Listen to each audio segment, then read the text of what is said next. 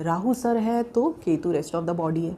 अब जिस इंसान के पास सर ही नहीं है, जो सोच ही नहीं सकता, जिसके पास कोई दिमाग ही नहीं है, उसके पास ना बोलने की शक्ति है ना सुनने की है, तो उसको कुछ फ़र्क ही नहीं पड़ता कि उसको कुछ मिले या ना मिले। इसीलिए केतु जो है वो डिटैचमेंट को माना जाता है।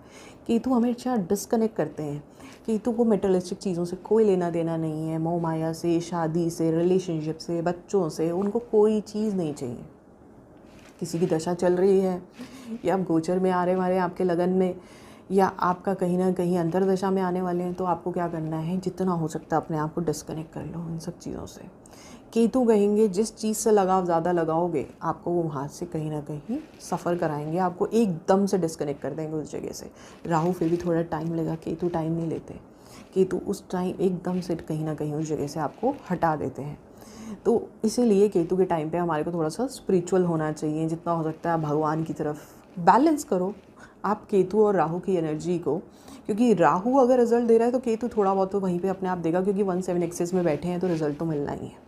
तो हमें राहु और केतु की एनर्जी को बैलेंस करना है।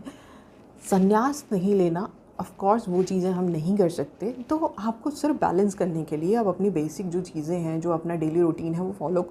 बट केतु की एनर्जी को बैलेंस करने के लिए थोड़ा सा आप रिलीजियस प्लेसेस पे चले जाओ, भगवान की तरफ अपनी आस्था बढ़ा लो, या फिर अगर हो सकता है मेडिटेशन करो आप, कहीं ना कहीं स्पिरिचुअलिटी की तरफ थोड़ा सा। कोई अगर आपको कोई ऐसी लर्निंग का शौक़ है, बुक्स में इंटरेस्ट है, तो वो पढ़ना शुरू करो।